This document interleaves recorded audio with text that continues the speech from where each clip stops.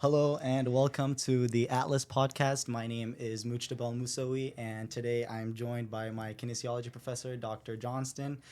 He's a great professor, a great lecturer. Highly recommend him. And no, he's not giving me any extra credit for saying this, although I hope maybe later we can work something out. Dr. Johnston, how are you? How are you doing today? I'm doing great. Thanks for having me. Of course, thank you for being here. So let's just get straight into it. My first question. What's up with the giant George Washington flag in the Agnes Auditorium? It's really weird, isn't it? Like you walk in there, and I get a lecture to it. So like I'm looking right at it, and it's great big. And why George Washington in the middle of our campus? Right.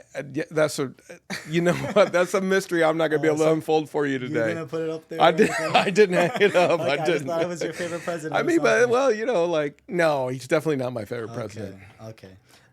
So why did you become a professor? Wow, that's like a long. I'm trying to. I'll do it for you as quick as I can. I'll try to get to you. I didn't think I would be a professor at first, to be honest with you.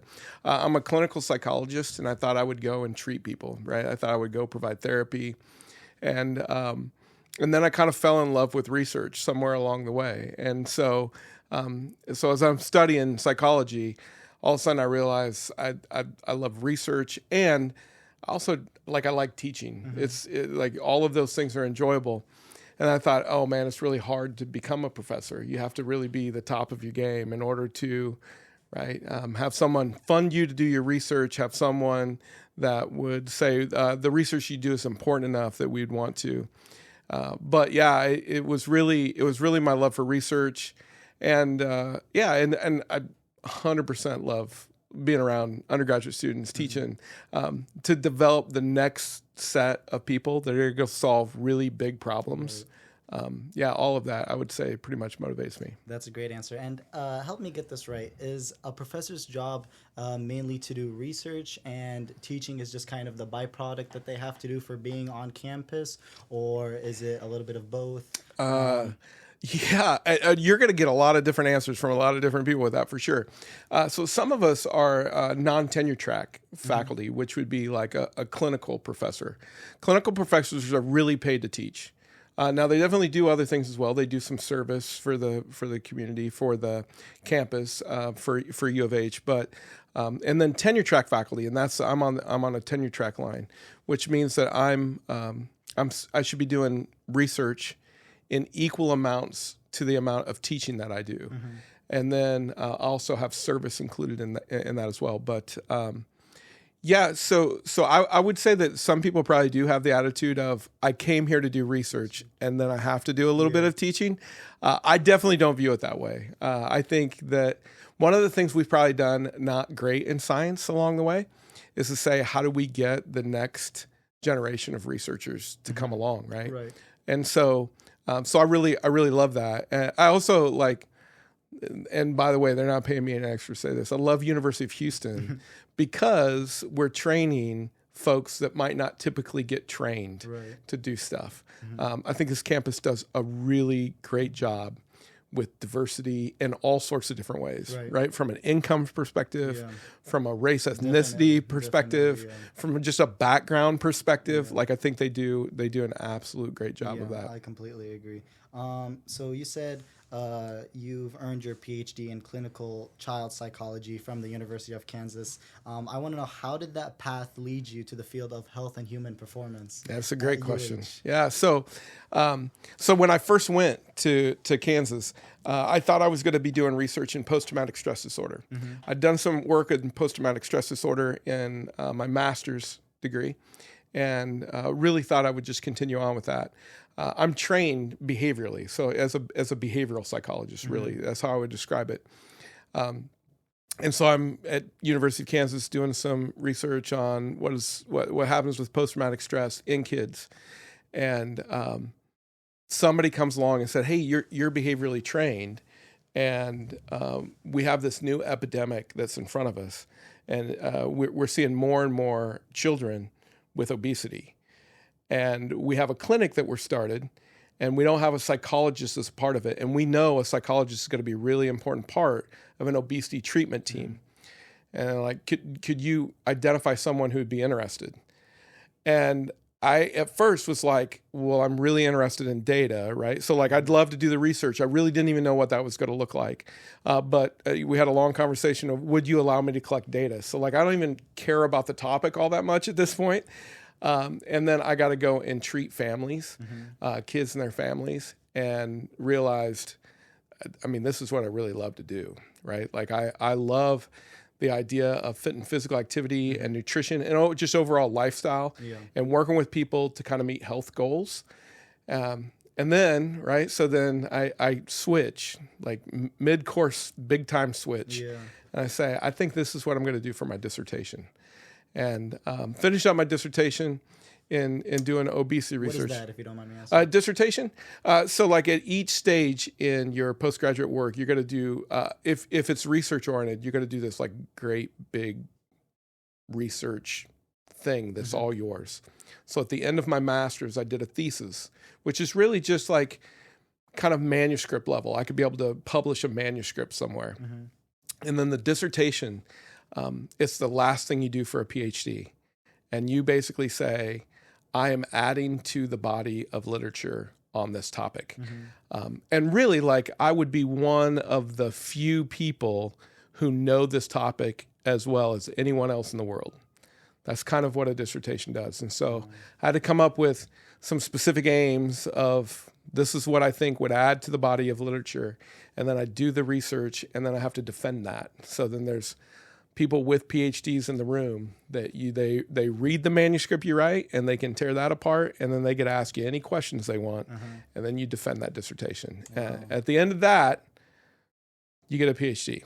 Oh, wow. So it's like your research child. Yeah, it is a lot like that. You feel like, like I really kind of gave birth to this idea, and then you kind of like, show this is what I found. So having worked at both the Baylor College of Medicine and you're now leading the HHP department at UH, what have been some of the most rewarding aspects of your academic and professional journey? Yeah. I've got to know a lot of really great people. For me, it's a ton about relationships that you make, of course. Right? And so it's the people that you get across ways with, the people that you get to work with.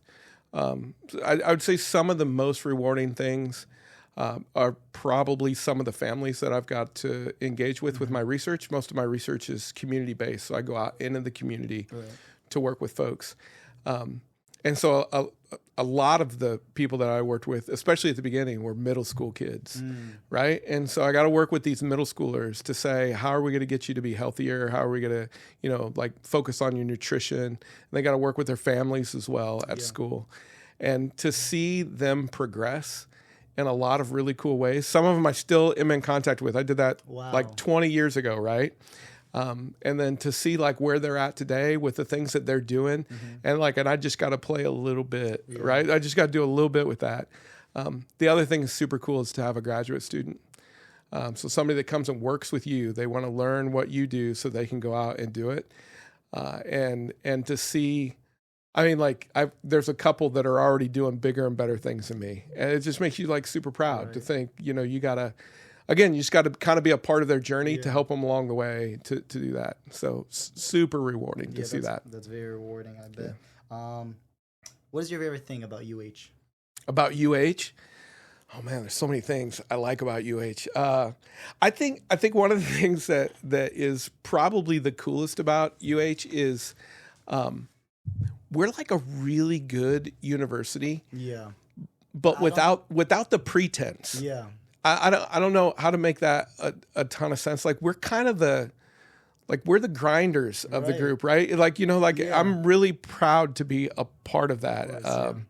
It's really cool to see students kind of take on that as well. And I think UH has definitely been going up in terms of ranking and all of that, and they're really trying to set their place as one of the top colleges in Absolutely. Texas. And we're always they're always doing something in a lot of the different fields. It's not just focusing on one thing, either research or either their programs. That's everything, a little bit of everything. Yeah.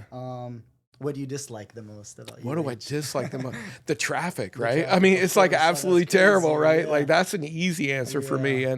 and I don't live anywhere Yeah. close, and so I'm driving in each and every day. Although I've learned audiobooks, Audiobooks, like you get to yes. like just hang out and listen Yeah. to good stories, and I talk to my mom and dad every day because I got a long car ride, Yeah, right? So yeah. like, so it's not terrible, but man, that traffic, Yeah, it's it's crazy. rough.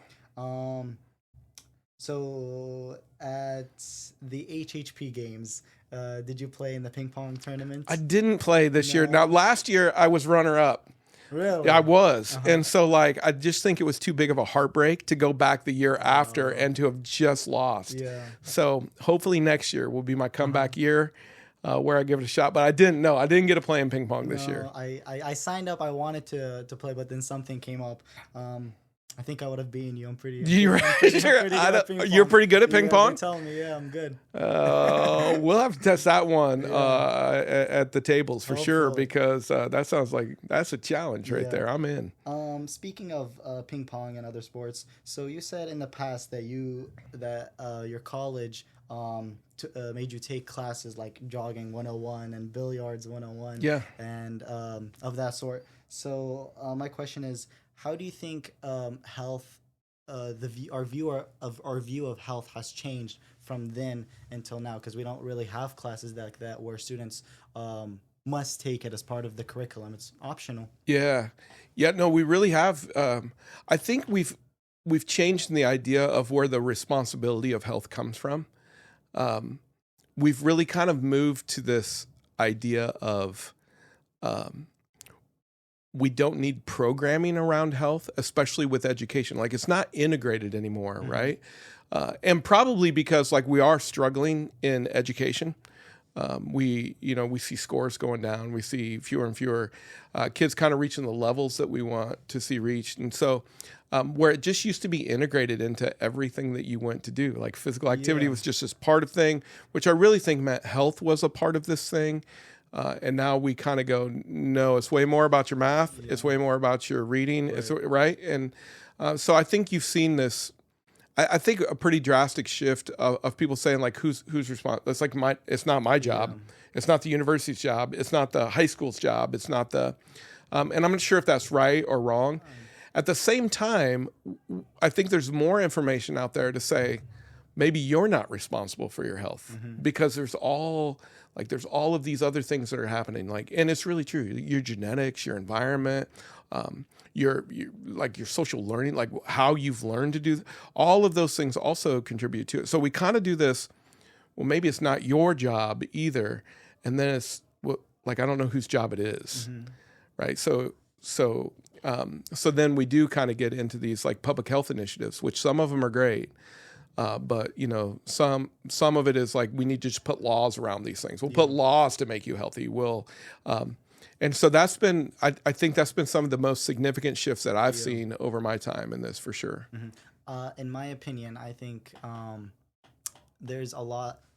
everybody and everything has a small part to do with it, because health isn't just a subject like chemistry that you're trying to improve a student's skill set on, or like biology. Health is their life.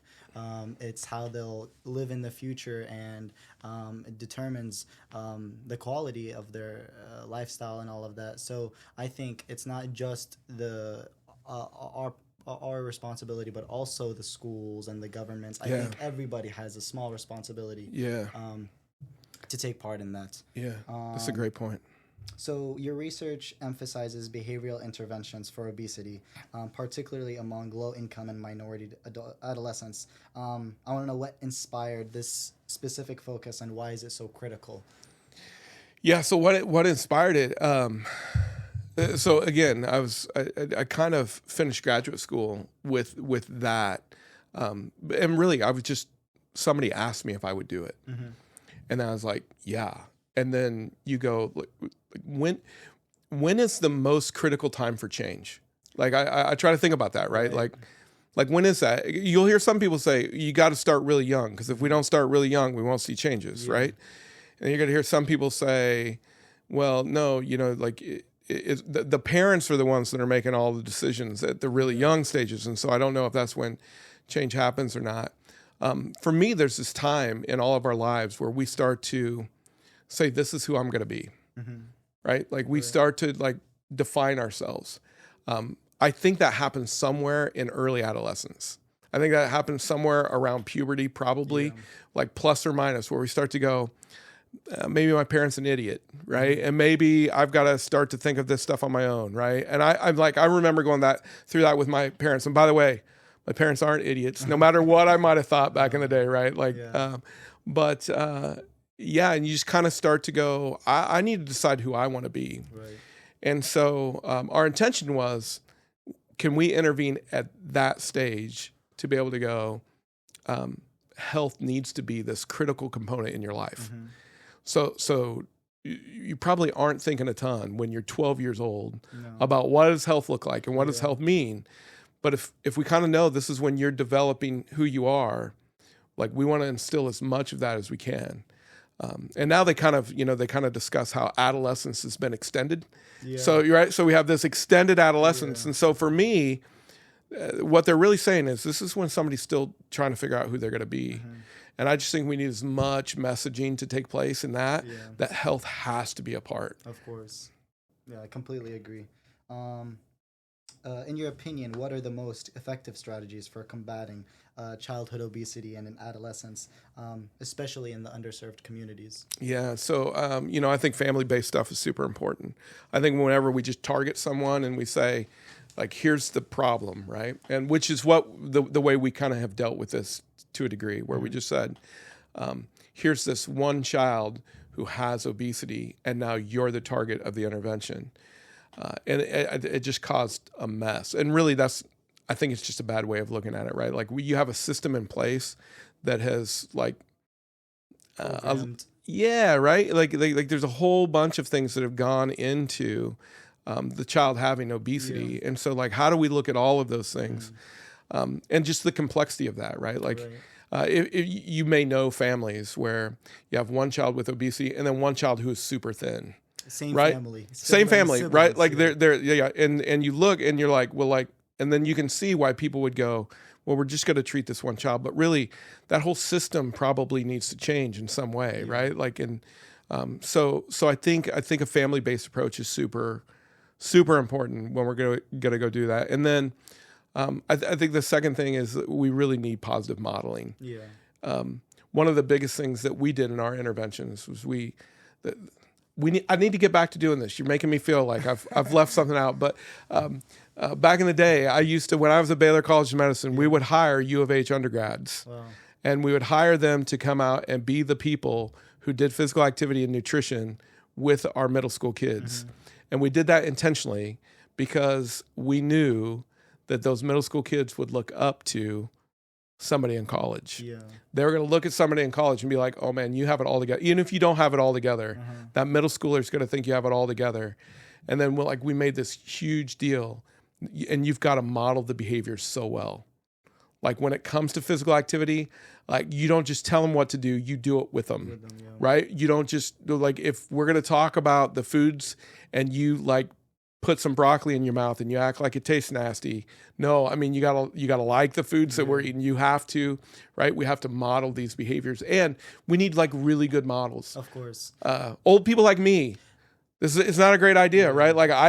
I'm not gonna be as much of a model for a middle schooler as a college student. Yeah, because I think in their minds they're thinking like, this is going to be me soon. I don't think they're going to look more towards at a professor or a doctor who's in their 50s or 60s.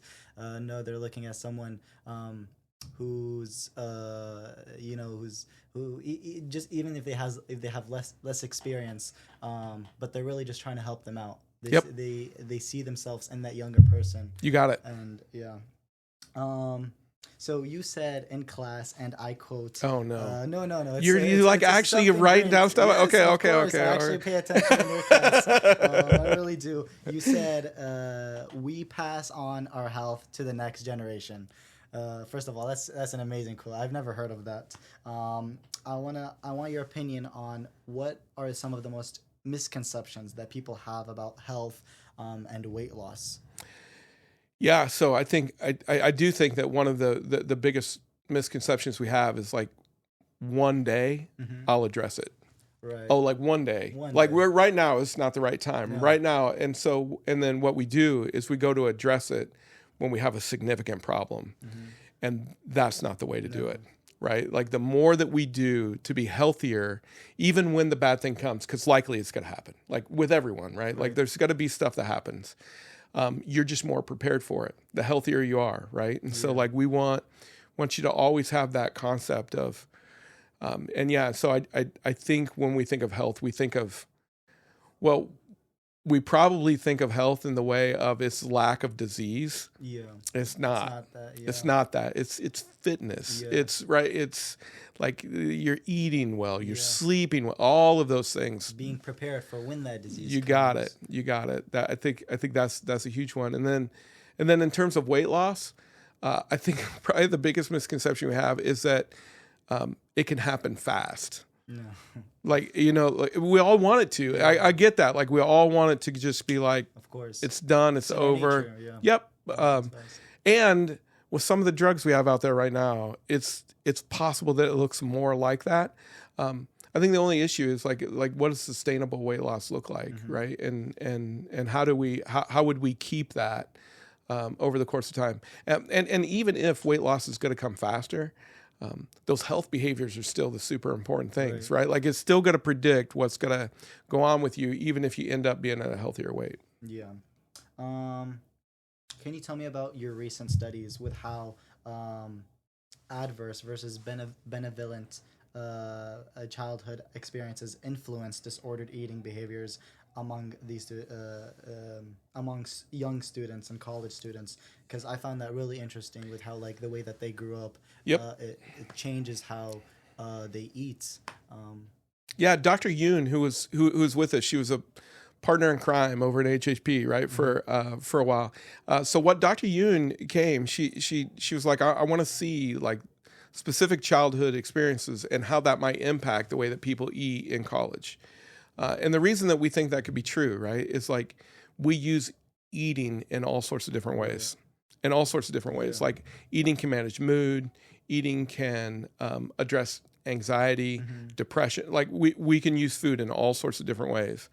And so what she wanted to look at was to say like what are the good things that happen in childhood, and can that be protective of the way that you eat? And what are some of the bad things that happen in childhood, and can that actually be a risk factor? And I mean, really, it's pretty clear. Yeah, both of those things are true. So when we look back in your childhood, the more adverse events that you had as a child, it probably impacts your eating in all sorts of different ways, right? So it can make it more likely you have eating disorders or just more disordered eating. Right? It can go both ways. And it does really look like those benevolent childhood experiences offset the adverse ones, right? If you really had to look, like we tried to. Now, again, this is all kind of just correlational research at this point. And so when you look at it, you say which one looks to play a bigger role. Yeah, more extreme. The good news is the benevolent childhood experiences look to play like this bigger role, which I think the benevolent one, that like the good experiences are a little bit easier for us to control. I think it's those adverse ones that catch us all off guard. Yeah. Like nobody wants a child to go through something rough. Now we want to, and maybe we don't take the time to make sure our kids have all of these good experiences. But man, those good experiences can really put people on a better track, especially for the nutrition part of it. And that goes back to a family's impact on a person's health over time. Absolutely. Absolutely. What are some surprising or lesser known factors contributing to obesity that you've encountered in your research? Yeah, I remember I sat through a lecture, and this guy was talking about that we're not thinking of all of the things that could contribute to obesity. And he's like, part of it is viral. I was like, that's not true. Like, what are you talking about, right? Like, and then he goes to show if you have adenovirus 36, it actually does lead. It makes it more likely that you have fatty deposits in your system. So it's like this real. They found it in chickens first, And then he was like, no, like we see this in humans as well. And it just makes it more likely for someone to lose weight, makes it more likely for them to gain weight. And it's truly a virus. Now, that's not like the only factor that goes into obesity by any stretch, but to think like even things like a virus can cause our bodies to do things with the way that we store adipose tissue is kind of crazy. And it's not just like once, it's like over time, what they pass on and you got it comes in our genes. Going back to chickens, you said that the first research experiment that you've ever done, you injected cocaine, is that right? Yes, cocaine into that's exactly what we did. Can you tell me a little more about that? What was it for again? And is that the most interesting research that you've ever done? It was definitely interesting, right? So I'm at Iowa State as an undergrad, right? So go Clones, and so I didn't know what I was doing. My parents didn't go to college, right? So they couldn't really like instruct me on what to do. But I knew that I maybe wanted to go on past my 4-year degree. Like you're thinking maybe I want to be a professor one day. Like I don't know exactly, but I'm pretty sure like if I'm in psychology, I got to do a little bit more than just get a 4-year degree in psychology. And so I'm trying to think like what would make my application look better when I go forward. And I'm going to need to get to know a professor so they can write me a good letter. And I probably need some research experience, right? And so I'm sitting in Dr. Hughes' class. And Dr. Hughes is talking about the research that he does with chickens. And I'm like, I was like, I grew up on a farm. I kind of know how to deal with chickens. And so I probably wasn't paying good enough attention because I'm sure that he described the kind of research that he does with chickens, but I didn't. I walked in and I talked with him and he's like, no, you'd be a great part of the team. And the first day he's like, now you have to be okay with injecting both eggs and chicks. I was like, yep, I'm pretty sure I can figure that out. I've done that kind of stuff, not maybe with chickens, but with other animals. And then, he has me putting in this solution into the top of an egg, drill a little hole in top of an egg, drop it in there. I get done with doing this to these eggs. You have to take it from different vials depending on the eggs because it's randomized. I get done with it. And I'm like, well, what exactly are we giving these chickens? And he says, you didn't even know. I didn't know. I didn't know at this point. Like, right. Like, I was just like, what are we, like, exactly what are we testing? And he's like, oh yeah, the crack cocaine epidemic. We're trying to understand what cocaine does to developing fetuses. And so I was like really, we just gave those eggs cocaine. And then when they hatched, we gave the chickens cocaine, right?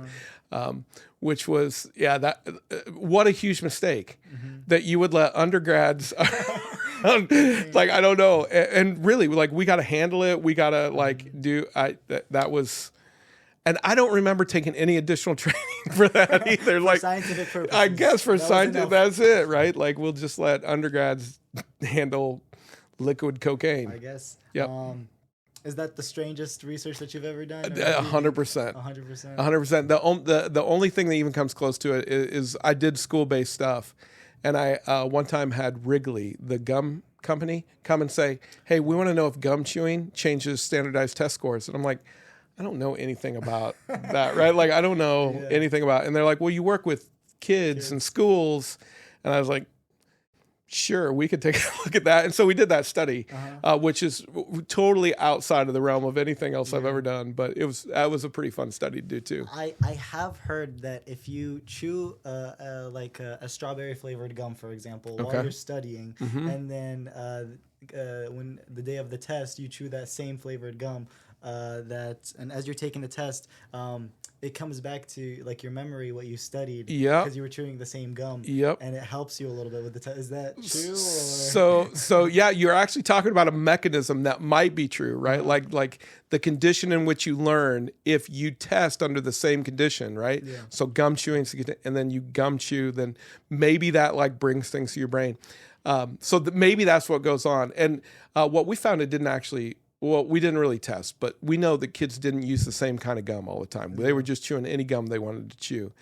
And what we found was, in math specifically, they did a little bit better on standardized tests if they chewed gum compared to the group that didn't. Now they also chewed gum while they were studying.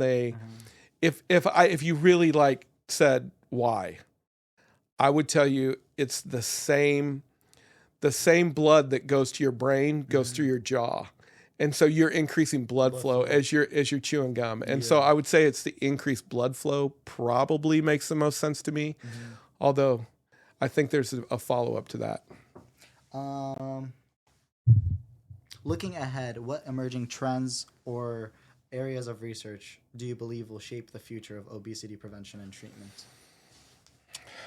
Yeah, I think the more that I look at it now, I think less about obesity and I think more about health. It's a component of it, right? So I try to think way more about it. We're good. Yep. Okay. I think way more about health. I think of it as just how do we engage in the behaviors that are associated with health way more, and that should have something to impact obesity with. So like, I try to think how do we get people to be more physically active, and it's got to be a really challenging thing because we have all of these competing things of interest, right? Like that make it super easy for us not to be physically active. And so I think that's going to be super impactful for people to figure that out as we move forward. And the same thing's true with nutrition, right? With eating, yeah. Yeah, it's, I don't think that eating the super healthy foods is very much fun. No. Right? Like, and I don't think that we've really put much work or effort into figuring out what that looks like. The stuff that is easy, that tastes good, that like we're really drawn to is stuff that's really not very healthy for us. And so there's a couple directions that you get to go with that. You get to say, like, how do we combat these kind of influences that are really easy for us to slide into? Like, how do we combat that? How do we give an alternative? Or how do we train you to say health is a value that I'm going to make sure that I follow through with? And if I'm being honest, we haven't done a good job with either one of those, really, right? Like, I think there's just so much work that still needs to get done with that. And we're just not there yet, for sure. Speaking of, if you could implement any one policy or program nationwide to address childhood obesity, what would it be and why? Wow, one policy to implement. Yeah, for me, I'd have us get back to physical activity in some way. The problem I have with a lot of policies that we do is we do kind of a one size fit all for a policy, and I get you almost have to do that, but I think a lot of times it doesn't take into account the fun that we should experience. Right? We almost take the fun out of it because we do a policy. So man, if somebody really smart could come up with a policy around physical activity that engage people to have fun, I'd be 100% behind that in a heartbeat. Like, because when I think of policy, what I think is laws, governments. You can't supersize your drink. I think New York did that, right? Like, or you get upcharged for, and you're like, this punitive kind of thing. And from what I've seen, it's the idea of a stick and a carrot, right? Like how much behavior change can we get if we like have a stick where we're prodding you, and how much can you get with a carrot, right? Whereas a carrot's probably a bad idea, but like this thing that you're going, oh, I want that, right? The stick doesn't work. Like it really doesn't. Yeah. And that's when a lot of times you look at policies, that's what happens. And so like, how do we do this incentive?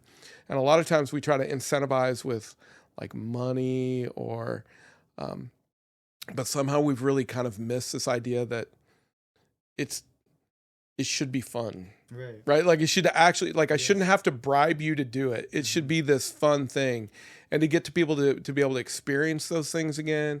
I would 100% put money behind finding things in people's communities to say like, this is what you all want to do, and now we're gonna do it together, right? And I do think that. This makes total sense in my head and may not make any sense to you. So, HEB is a really cool store for me, Yeah. right? Mm-hmm. Because each HEB you go into is different. Like you go into an HEB here and they have different stuff and because they've really tried to take this store and model it for the community that they're trying to serve, right? I think it's such a great idea. Like why can't we take some of these policies and why couldn't we model it to the community in which we're trying to serve, right? And if we could do that with policies, especially around physical activity, I think it would be this like super cool thing. So I didn't give you a very straight answer. I kind of gave it a nebulous, right? Like kind of, right? That's what, but yeah, I would definitely focus on that. I agree.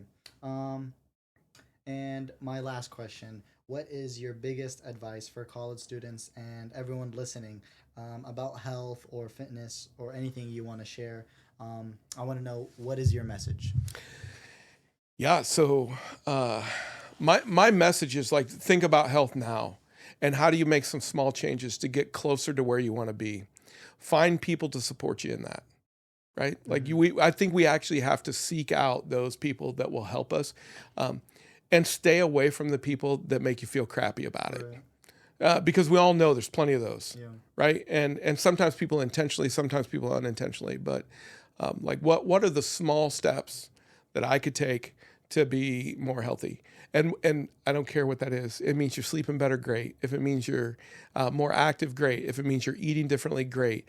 I don't think you got to do all those things. I think just like pick one, pick two, see how that works for you. Make a small change in that, and just kind of keep making steps towards knowing there's going to be times in life where you step back, and then how do I step forward again, right? And how do I kind of keep that in? So that is definitely, I think, the message that I would want people to hear. I think that is how we end up being better. And then, like, if I could give a piece of advice for a college student, I would say try some random stuff. Like, just give it a shot. You're at this stage of life where you get to go, I'm lost. You probably don't even know what you like yet necessarily. Every single day. Right? Yeah, right. Like you just like I don't. So like, just try some stuff and be totally okay with it failing. Right? Like who knows? No joke.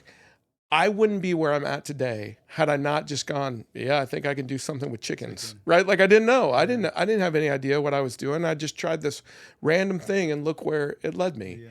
And I think if you talk to a whole bunch of people, it's way less about a planned future.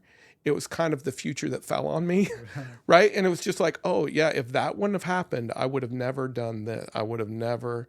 And so like trying those just random things for health. Like it might not sound like it's fun or good and I think giving it a shot, right? Yeah. And I mean, college is a great time to do that.